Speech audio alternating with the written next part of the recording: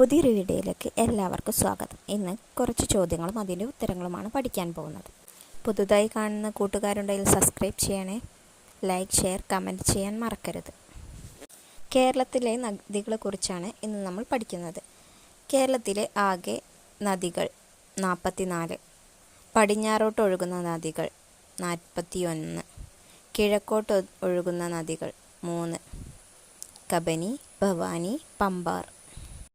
ഏറ്റവും വലിയ നദി പെരിയാർ. ഏറ്റവും ചെറിയ നദി മഞ്ചേശ്വരം പുഴ.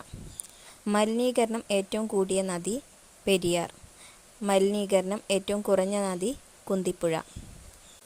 ഏറ്റവും കൂടുതൽ നദികൾ ഒഴുകുന്ന ജില്ല Kasaragod. Thank you for watching.